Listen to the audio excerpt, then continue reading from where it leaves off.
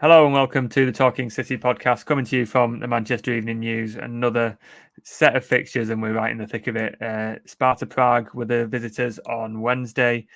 5-0 it was in the end, and I would say that it was a bit more tricky at times than the scoreline suggests. My name's Joe Bray, joined by Simon Bajkowski. It was, I mean, the scoreline and the Haaland goal and everything was stuff we'll get onto, but it felt like one of the bigger talking points was more injuries heading into the game and how City are gonna get through this period. Yeah. I did a bit of radio before the game, and the first question was like, well, Nathan Ake's back, so great news for City. And it was like, yes, that is, but like, since we last spoke, Kyle Walker's out, Jeremy Doku's out, Jack Grealish is out. It's a lot of players who are out, and normally when you say, oh, 6 players are missing, it's sort of like 3 youth teamers or anything. It's like, no, it's, the best player in the world, Rodri, is out. The best player the Premier League has ever seen, Kevin De Bruyne, is out. Walker, Grealish, Doku, Oscar Bob is, the least important of those, but still a significant injury given how he had looked in the summer. So it really sort of takes away City's options. If they've got a choice of Doku, Grealish, Savinho, and Foden on the wings, say, and then Doku and Grealish are injured, it's there are only two players for 2 positions suddenly. And there's been a bit of talk around the Wolves game about it's really hard for opposition teams to stop City, but it's at the very least they know how City are going to play and how they're going to set up, and even more so it can be telegraphed when you know exactly who's going to play, never mind sort of how they're going to play. So yeah, it certainly, I mean, Guardiola was spiky on Tuesday in the press conference, and then you kind of see why. And yeah, it's not ideal because there's a lot of games and you don't want that many injuries. How was he spiky? What was that about? Injuries? Was that just? Well, I mean, the whole injury thing. I mean, bringing up kind of John Stones being injured in March on England duty in that light, annoying. He'd never been angrier than that, and because that then ruled him out of the Champions League quarterfinal. And of course, it didn't rule him out of the Champions League quarterfinal because he then played in the first leg. He then just kind of got a bit injured in that game, and you can see why Pep was annoyed. But it felt like kind of like it. You had to sort of show the working on it to make it kind of make sense. And also it was 6 months ago, so sort of for that to be the still in his mind and feel the need to bring that up, you feel like he wouldn't have brought it up, say, if Kyle Walker hadn't returned injured from England duty, and if he hadn't picked up another 2 injuries. I think he said in it, he was like, the most important thing for these footballers is not what they do on the training pitch, it's being fit. And that can be seen as kind of like a lament about modern day football, but also it's kind of like a challenge to his players of like, there's no point me having you if you can't be fit. So yeah, that was where the needle came from Pep, and you can see why, because the last thing he wants with an already small squad is to not be able to call on like a quarter of it. And it's like you say, it's key players. It's your captain, your talisman, your winger who ended the season last year as one of the best players in the team in Doku. It's Jack Grealish, who gets a lot of criticism but plays a quite important role for the team and started the season relatively well. And it's players who have a chance to create options for Guardiola, but also players who sort of create different. It's the depth as well that I think is going to be really tested. And we saw that with the team sheet against Sparta. There was only 5 outfield players, including Nico O'Reilly and James McAtee, who Guardiola's basically said aren't ready to start regular games yet. I thought it was quite telling when I think it was might have been Bernardo was starting. It was one of the senior players had jogged over to the starting lineup to help them with the warm-ups, and the players warming up as the substitutes were just like, everyone always talks about the bench and City's depth and what an incredible bench they've got. I think it was Ruben Dias and Josko Gvardiol and a couple of kids. It was not the it wasn't the incredible depth and bench that City are often said they've got, when actually when you pay a bit more attention they don't have, and they're only ever 1 or 2 injuries away from that being exposed. And I think the lineup against Sparta showed that. We had Nunes on the left wing, we had Ake back for the first time. It was a chance to rest Kovacic and Dias and Gvardiol, but they all had to come on to help the rotation because the games are coming thick and fast. You've got Foden, who it hasn't yet hit the heights of last season, and he spoke afterwards about being burned out. And it wasn't a lineup that I think Guardiola will have picked if everyone was fit, because it was quite mixed match here and there. But they got off to a good start and did the job in the end. Yeah, here's a stat for City's bench and matchday squad. Like 3 out of 18 were goalkeepers. 1 in every 6 players that City could call on was a goalkeeper. So unless, you're going to play Edison in the midfield, it's not that much to go on. Yeah, it was, they did get the job done. And Sparta Prague were a qualifier. They'd had to go through 3 rounds of qualifying to make the group stage, but they had drawn away at Stuttgart, who beat Juventus this week away from home in the Champions League, and they had also beaten Salzburg, so they were actually level on points going into this game. So not trying to say that they were world beaters, but they've kind of shown that they deserve to be in the Champions League, and they did show that against City by showing more ambition going forward than kind of most Premier League teams do at the Etihad, or even their own home grounds. It did start off as a 3-4-3 from Sparta and stay that way for a fair bit of time before the wing backs dropped back. But they did go forward, and they were quite entertaining and enterprising, really. Obviously, you get the quick Foden goal after a few minutes, which helps settle the nerves. And also kind of get Foden back into the game. But yeah, I thought it was a good contest and a decent City performance that was then kind of amplified by the last half an hour.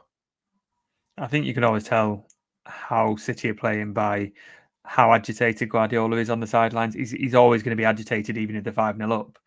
But he was really angry at the end of that half. He stormed down the tunnel and was waving his arms, and Sparta had a few pretty good breaks, and if they were a bit more composed, they went for overhead kicks and 40-yard lobs. If they'd maybe used their heads a little bit more, they might have had a couple of chances. I think there was one header that sort of flashed past the post. I was quite impressed, sort of the maybe 15-minute to 45-minute mark from Sparta. They were giving City a lot of problems, and Pep really, really wasn't happy. And then they come out, and within a couple of minutes, they think they've got a second in the Ake goal that was ruled out, and then Haaland comes up with his moment of magic. But I think we said it when Fulham came to City. It's refreshing to see teams have a go at City, and we talked about the defensive record in the last podcast or two, where a lot of teams are just picking City off on the transition and doing well. But I wasn't in Guardiola's press conference after the game. I think he said that he's still happy defensively because they are only conceding 1 or 2 efforts on their own goal. It's a little bit different against Sparta because there were a few more attacks from the opposition. But on the whole, he's quite happy. Ironically, they do keep a clean sheet when they concede more chances in this one than in previous games where they've conceded fewer chances but actually letting a goal. I don't know about you, Si, but I just looked up, and when Savinho crossed that ball for Haaland and thought, oh, nothing's going to happen there. And then I see a boot just appear out of nowhere, and it bounces into the top corner. He tried in the first half a couple, maybe similar, where he just thrown his leg at a ball that he probably shouldn't have done, and it felt like he was desperate to get back on the score sheet. I think after, was it 9 goals in 4 games? I think it was 2 in 6 after that. He was really, really keen to get on the score sheet, and that was not a bad way to do it. Yeah, he'd had a very good header that had been well saved by the keeper. He'd had a very good shot that had been well saved by the keeper. I think he'd had something immediately before the goal that he scored that had been denied, and he'd also had quite a few headers that he'd kind of fluffed or hadn't really gone his way. And yeah, it felt like a night he's itching to score, and it felt like he just kind of decided, right, well, I'm not going to score in a manner that a striker should score, so I'm just going to attack this ball in a way that nobody in world football has ever attacked a ball before and stick it in the net. It was extraordinary, and another sort of one for the collection of the tap-in merchant, I suppose. This guy who just finds so many different ways to score a goal, and it doesn't matter who the opposition is or what the game situation is. He is just unstoppable like that. I like goals like that because the fans celebrated it, and a bit like us, were like, okay, that's a goal. How's he done that? And then it replays on the big screen, and there was an audible gasp and just a spontaneous round of applause because people wanted to watch it again and again. And it was sort of a, oh no, he actually did do that. That is, he shouldn't be allowed to do that, and that is what he's done. And how's he got his foot that high? And it felt like for a minute or two while the game maybe was restarting, people were still trying to watch the goal back and work out what he'd done. Yeah, I mean, I can't see that ever being in sort of any coaching drill going. Like, nobody would want you to do that. No, it would be like sort of, trying to do the high jump sort of front on. It sort of went against everything that it should have been, and yet that kind of made it all the better. Like, still, probably why we're sort of dancing around describing it is like it's pretty hard to describe, like a back heel volley, Overhead back heel, that's overhead, sort of scorpion kick. It was everything. All those goals, it was all of that in one. yeah. But essentially, he's sort of moving his body and his feet away from where they should be and turning away from the goal, but yet his near heel connects perfectly with the goal, and you see him set up for it as well. Like, it's no accident. He has absolutely gone for that, which, if anybody has ever gone for that before, they've certainly not scored it, but I'd be surprised if anyone has gone for it because it's just unnatural. It sort of goes against every attacking instinct you would have. But that is why Haaland is Haaland. And he gets a lot of power on it when he's got his body sort of upside down and backwards and contorted like that. He still managed to get a lot of power to sort of hook his heel back and get it on the floor and then into the top corner as well. It feels like you mentioned the sort of high jump analogy. It feels like in gymnastics and athletics, if someone tried that, they would have that move named after them because they were the first one to do it. It feels like that is the Haaland, and I think a few people are comparing it to the Dortmund one in his first season where he sort of gets up really acrobatically, and there's the one at Southampton which was sort of similar. I think this one's a bit better for me. It's the cross isn't as spectacular as Cancelo's in the Dortmund game, but the finish is so unique and sort of audacious. I think it would have to be ahead of those two. I would happily watch videos of everyone from professional strikers down to any league in the world trying to do that goal, trying to recreate, the Haaland. I couldn't tell you when I would get bored of that. I think I'd probably have at least a year in me, just like every day watching someone else try and do it because, yeah, I don't think any other striker scores that goal. I don't think any other player scores that goal. And the Dortmund goal was incredible, but I think, possibly somebody else would score that goal. Not many, but a few. Mind blowing, and sort of just a reminder because he had gone a few games without a goal, of just what he's capable of, and why he is the best striker in the game. Well, he sort of walked off with just a massive grin on his face, didn't he? There was no big celebration. It was just like, yeah, I did that, and I quite enjoyed that. Pep was asked afterwards, wasn't he? But it was kind of like Zlatan Ibrahimovic, and those two obviously have their own history. And his response was quite short and sharp, wasn't it? Yeah, but I mean, I mean, Zlatan was kind of the obvious comparison, but you're never going to get Pep on that. What I thought was interesting and what kind of has been bubbling away, because he's not scored in a few games, Haaland, but he has been sort of sextuple marked in all of those games. Like, everyone's made sure he's not got any of the ball. And if there are those many people on him, then it will create space for other people. But, the most important thing for Haaland, Pep said afterwards, is keeping him happy and keeping him patient. And sort of composed enough to sort of still be fully confident in what he does. Because there are he barely got a kick against Wolves, but in the few kicks he got, he wasn't at his best. And it must be really hard because, it's like goalkeepers who don't save a shot for 90 minutes and then are expected to just make the game-changing action. That is kind of where Haaland is at when he's that tightly marked. And it must be hard and it must be frustrating for him to not be involved at all and not kind of see any of the ball. And you do wonder kind of how much work goes into, keeping him up and telling him these things and telling him he's still the best and, his chance will come and the ball will come to him or whatever. But when he scores goals like that, it's enough to light up not just him, but like the whole team. Like, everyone was lifted after that goal. And, I'm not sure it ends 5-0 if he doesn't score that goal. Yeah, and then he gets that second one where Nunes squares it to him unselfishly, and that was the Haaland that we know, where he's got a bit of space and Sparta a bit all over the place because they know the game's gone, and he was never ever going to miss that shot, even with a defender to take on as well. And it's only 13 goals in 12 games now for Haaland, which is probably below par for him at this stage of the season, but it will be a relief for him and for City, especially with all the other attacking players out, that he is back on the score sheet. And I think Southampton will be quite worried on Saturday, and there's few people like myself wondering whether to press that triple captain button on fantasy football. A quick word for Matheus Nunes.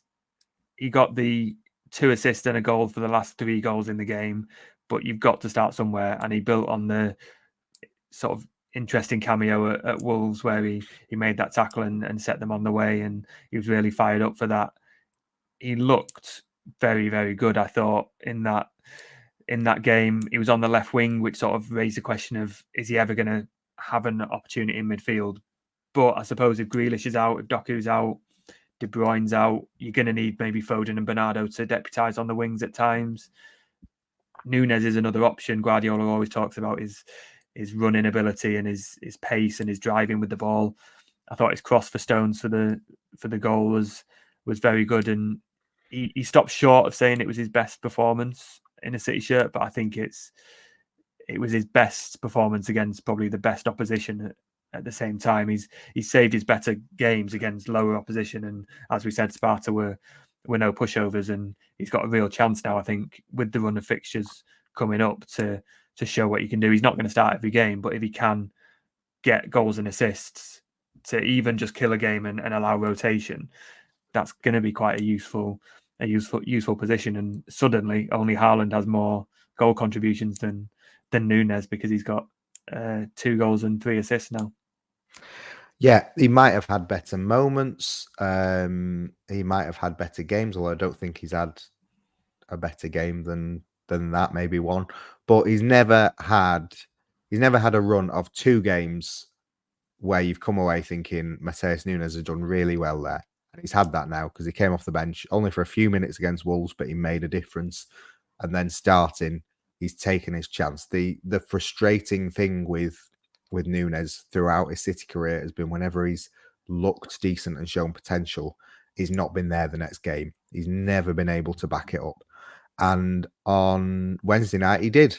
It wasn't a flawless performance, and there were a few times in the first half where he still kind of looks a bit kind of Bambi on ice and not in wavelength with the rest of the team. But the way he stepped up in the second half, it's a really intelligent run and ball for Haaland second. It's a really nice cross for his first assist for John Stones to head in.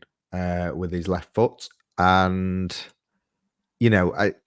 when he won the penalty, which again, he's done well to win it, Phil Foden gets the ball and he's waiting for him and he's like, this is you, you're taking this. And all the teammates celebrate with him so much when he does score. And it's funny because, there were kind of a few Cancelo vibes when he arrived with like a similar background and whatever, but he does seem to be the opposite of Cancelo in, he's not been the one who's sulking when he's not being picked. He does seem to be very popular in the City team, a bit like Calvin Phillips was for someone who so rarely plays. But like you say, with the injuries now, he's got a real opportunity, and Pep can turn to him and say, right, you've done it 2 games in a row, make it 3 or make it 4, or whenever he's next picked. And Southampton at home, Tottenham in the cup, Bournemouth away, even Sporting away, there's 4 games where you could say, right, you can start all of those if you show you deserve to play in them, and see if we can really kind of nail you into this side.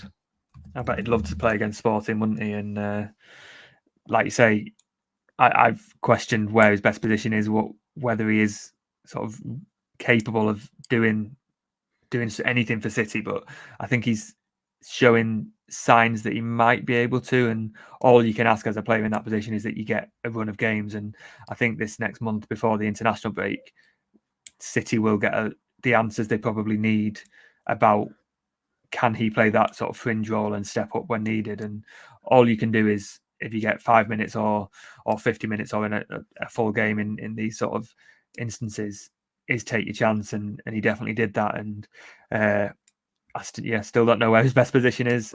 I don't think he knows where his best position is. But no, but like he's talked about like the double pivot, and it was a very nice assist for Haaland at West Ham away when he came on. But I mean, it's a silly comparison because of the contrast in what they've achieved. But like, it kind of felt a bit kind of Phil Foden vibes on Wednesday night of like, well, even if he is on the left wing, it doesn't really matter where he pops up as long as he makes the difference. Like, he got the penalty on the left side of the penalty box. He passed for Haaland from the right side. He was kind of a bit roving like Foden did for last season to such emphatic effect. And in that situation, and also if you've got Grealish and Doku out, then maybe you say, yeah, you start on a wing, and but it doesn't matter. You don't have to stay there, and it might actually give the opposition more to think about if you are running about. And Bernardo sort of popped up there if Nunes came inside a little bit as well. And I feel like there's frustration in there on his part, because he's very, very confident in himself and his own ability. And you must be frustrated to be waiting for 13, 14 months to properly get a chance. But also, yeah, like you said, when he scored, not only did his teammates all go around him, he looked absolutely buzzing, but also Guardiola looked really, really happy. He was just staring at the celebration and had a massive grin on his face. And I think he said afterwards that was one of the most pleasing bits of the afternoon. So I think he's going to be one of the main stories of the coming weeks while all these players are out, in terms of where he plays, how he does, can he continue that run of sort of impacting games. And if he does that, City have quite a useful player on their hands for the rest of the season, and a season that could last, as we said, 12 months. So let's leave it there. We'll come back after a break, talk a little bit ahead to Southampton, and I'm going to ask you, Si, what constitutes an unbeaten record?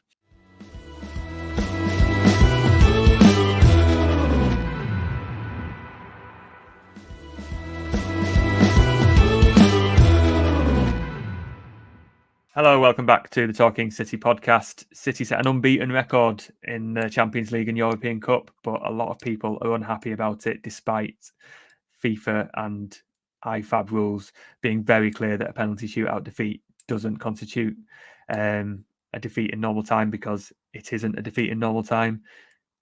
Putting that to one side, Si, is it 29 games in the Champions League unbeaten? 26. 26. I knew I'd completely made that up. Not bad going for City. It just shows how good they've been in Europe. Yeah, all about consistency. I mean, like, I think everyone gets that it's a bit weird to be sort of unbeaten when you went out to Real Madrid last season, but like they are the rules. They're set by FIFA and IFAB, who literally make the rules. It's not like, oh, Man City are trying to claim they're unbeaten. It's like, no, FIFA and UEFA are saying Man City are unbeaten in this many games. So whether you like that or not, that is the state of play. It happened a few years ago when City won a penalty shootout, and there was a question of whether it counted towards their winning run or not, I think. So yeah, it's all very, very strange to see so many words typed out about such an inconsequential subject. But what is not inconsequential is that City are really hard to beat, and they're also really hard to beat at home because they haven't lost since November 22. And I think Foden said afterwards, like, City do feel invincible at the Etihad. They feel like even if they go one goal down or a few goals down, they feel like they can always get back into it. And that feeling of being unbeatable, and also opponents either come into the Etihad or coming up against you in the Champions League thinking this team never lose. You know, it's almost like the not quite as strong, but you know, everyone going to the Bernabeu in knockout games or playing Madrid in knockout games, and you're always fearful. You can never you can never switch off for a second, and sometimes even that knowledge sort of kills you before you started the game. So City have that, and it's great. It's an advantage for them, but it's a hard-earned advantage because it's been built up over 2 years of not losing football matches.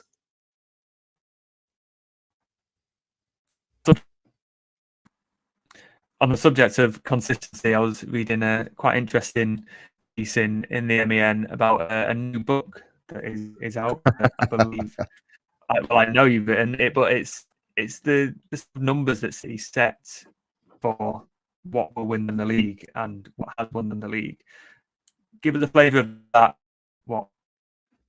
Yeah. So I mean, yes. Yeah, I've written a book about Manchester City and their rise through the ranks in world football, and how a lot of ideas that they've had have been very successful, and a lot of people who've had these ideas have been very successful, and a lot of other clubs from Liverpool, Arsenal, United, Chelsea, Bayern Munich have all seen these people and ideas and thought, you know what, they're very good, we're going to take them, either directly or indirectly. And you know, we've seen it a lot with Man United basically trying to have the structure in place that City have had.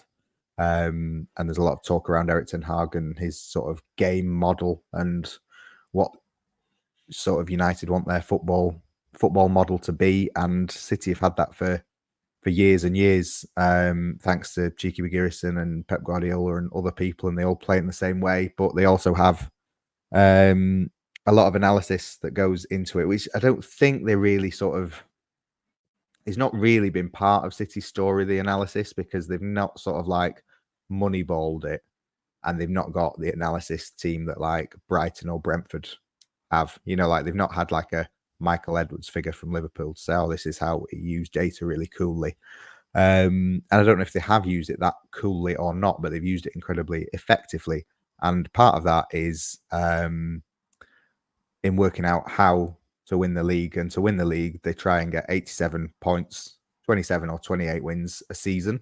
And the one metric that they always use or use is net expected goals, which there is a lot of people don't like expected goals at the start or see the point, but it feels pretty telling that the team that have won the league for the last 4 years think it is very important and significant. And it basically, if you ask Pep how they've played and he says, oh, we created more chances, or we restricted the opposition to nothing, then that means that he's really happy, because the opposition's XG will be very small and City's will be a lot. And they feel that if they have considerably better chances than every opponent over every game, then that will work out their chances, and they've pretty much nailed 87 points and 27 or 28 wins every year for the last 4 years with this system in place. So it must be pretty good.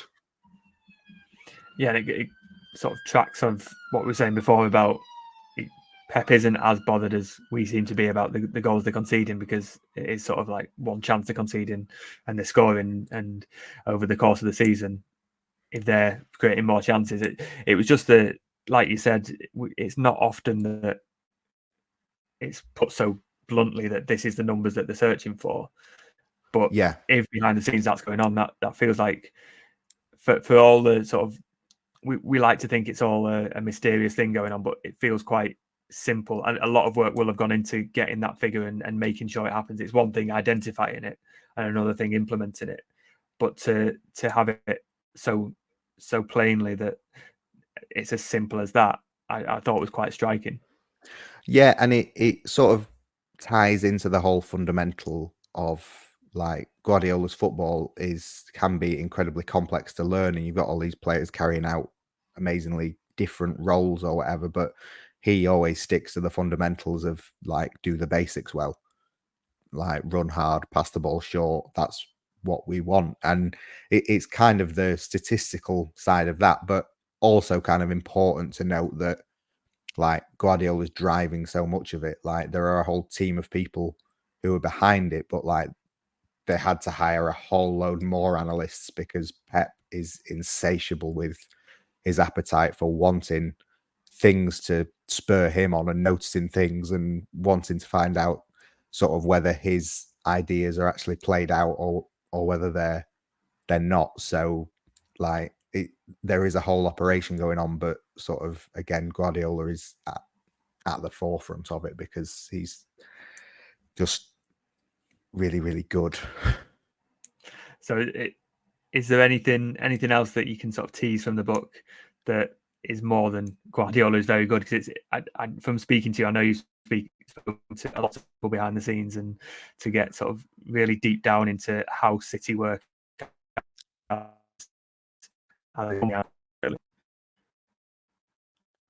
Yeah, it's it is the process of how they got Guardiola as well, and what happened before Guardiola and before the takeover. So it goes a long way back. It's I would say it's just kind of this behind the scenes detail of kind of the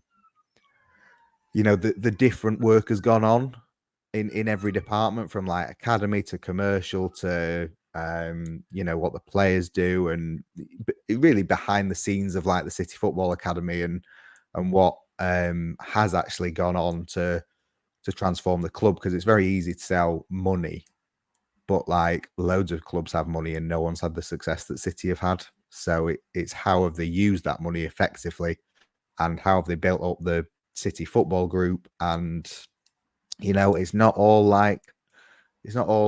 amazingly positive or not all amazingly planned, because like the City Football Group is kind of not what they intended it to be at the beginning. It's kind of morphed into that, but it's worked for them, and they've had setbacks along the way in a lot of things, and they still have these 115 charges over their head. But sort of, as much as you can't discard the charges, there's been a lot of work that's gone on in a lot of different departments that must be recognized by all the other clubs, because they've been taking those staff and those ideas. So it's however much the reputation of the club hangs on the charges, like a lot of work that has gone into giving the club success is kind of irrefutable, and the actions of the other clubs kind of show that it is. And if people want to buy that possibly as a Christmas present for a fellow City fan, how would they go about doing that? Yeah, it's called The Blueprint, and it is available on Amazon or in Waterstones, on Waterstone's website, a few other books websites. You can get it on Kindle, and you can also get it as an audiobook on Audible or Spotify, I think. Well, I've got a solo trip down to Brighton coming up, so I think that'll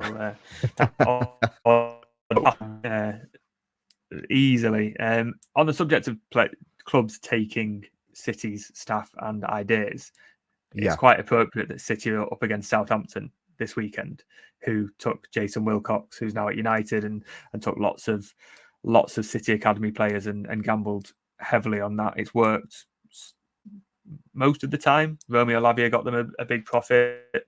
Taylor Hard-Bella's got them promoted, and a couple of others. They're struggling at the bottom of the table. City should expect to win, but a bit like against Wolves, where you had Tommy Doyle and Carlos Forbes and a couple of City academy players in the City team, it's going to be another sort of example that City are doing something right, because every week they seem to be coming up against their own academy graduates. Well, that's it. Like, the City influence is just kind of spread through the league, and like Russell Martin is under pressure at Southampton, but is adamant that he is sticking to his principles and he's going like that. And Guardiola really kind of set that tone in 2016 with his possession football at a time when football was going the other way. Euros 2016 was awful, really. It was just like teams saying, we don't want the ball, you have it, and then we'll counter you. It's tough for Southampton at the minute because they're coming up against better teams, and they played their way through the Championship and did really well, but they're coming up against better teams who have been playing against, Man City, who can do possession football better than anyone.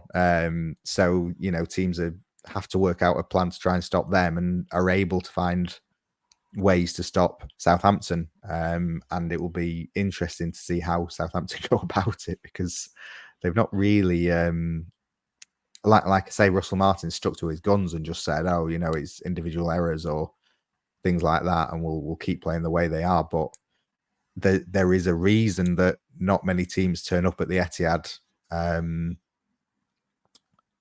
playing expansive football, because they inevitably get a battering. So it'll be interesting to see how much Southampton stick to their usual game plan, and how much they try and sort of prepare for a City storm. It does feel like, and it's early in the season, but when you see the teams who struggle all season and go down, it does feel like they're ticking quite a lot of those boxes. I'd like them to stick with Martin, because I think he's a good manager and what he's doing. So yeah, I'm not sure I don't think they're a better side than they were when they got relegated last time. Even with players like Howard Belleton, they spent a lot of money on, but he's relatively untested in the Premier League. And is he injured for this week's game? I'm not sure, but it feels like anything other than a comfortable City win would be below par, I think, for City and Guardiola, especially when you've got 4 away games coming up, and Liverpool and Arsenal are playing each other this weekend. It feels like a big weekend, and City have an opportunity to not only win but ramp up the goal difference. Yeah, and I mean, Vincent Kompany has changed this conversation a bit, because he obviously came up with Burnley, and there was huge player turnover at Burnley, but they sort of said, yeah, we'll play the same way, and it didn't look like working out for them from about this stage in the season, and it didn't work out for them.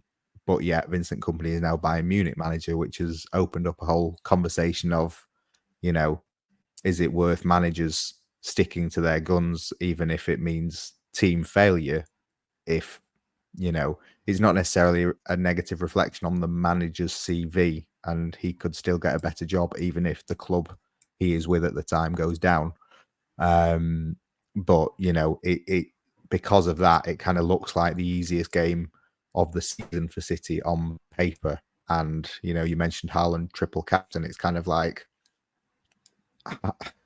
if Southampton say, no, we're not going to triple mark Erling Haaland and put 5 players on him, we're going to play our own game, then Haaland will have a bigger smile on his face than he did after scoring that goal on Wednesday night. He will be right up for it.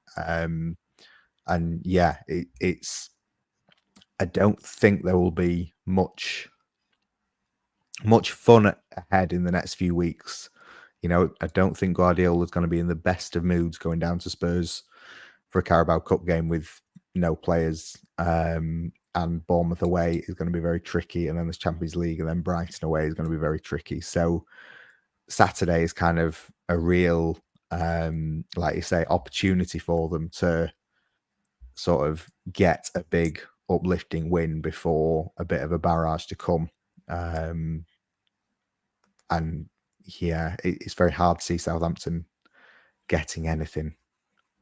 Especially after it, 2-0 up against Leicester, you think, they're going to get a really important win here, concede 1 and 2 very quickly, and then a really late goal. And if they are capable of collapsing in a short time with a 2-0 lead against another relegation favourite, it feels like maybe 1 or 2 goals against City might open the floodgates as well. And I think I'm talking myself into pressing that triple captain button at the same time. Normally, I would say who plays in what position and what selection things can we discuss, but with 15 players, I would guess Kovacic comes back in, Diaz probably, Gvardiol, but they're your only options. It feels like the attack is sort of picks itself.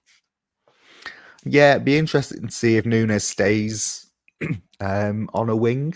But yeah, there's very little scope for changes. And I think if City are ahead comfortably in the game, I think we'll see a raft of early substitutions, which might be an argument against the triple captain, because Haaland might come off early, but then he might play and then just not play at Spurs. Yeah, I think they are pretty much down to the bare bones, and you just can't make that many changes unless you're going to play Ortega and Carson. I mean, you did say on Tuesday they've got one sub left. Is it going to be O'Reilly or Carson? And normally that would be a complete write-off as a joke, but you never know, do you, with so few options. Score prediction from yourself, Simon? Yeah, I was just going to say, I mean, I think with the League Cup, it'll probably be a chance for them. But you do, like, with the team as it is, like Southampton at home being the fixture it is, it's almost like if McAtee's going to get a league start, then that is the one for him. He was playing in a higher division than them last season. So, if you want to sort of boost your options, then maybe, but I'd be surprised if he did. I think I will go 4-0. I think McAtee's maybe one who comes on, like say, early in the second half or half time if they're winning comfortably and give him an extended run. I can't see him starting, but again, when do you? I can see him starting at Spurs for sure and potentially going forward. But yeah, maybe if this was in March perhaps or later in the season. But yeah, I'm not convinced. It'd probably be proved wrong at 1:45 on Saturday. But yeah, maybe not for McAtee. I was going to say 5-0, which shows how comfortable I think. Very disrespectful. We're both expecting. I mean, again, happy to be proved wrong. I always enjoy these teams coming to the Etihad and having a go, but I've not seen anything from Southampton that suggests they'll be successful, even if they do that. We'll be back next week to discuss Southampton's 1-0 win at the Etihad on the back of all that chat, and look ahead to a trip to Tottenham in the League Cup. As ever, any questions, get them in the comments. Give us a like and a subscribe where you find our podcasts, and next week for another fixture, and see if Haaland's got any more new kind of goals up his sleeve.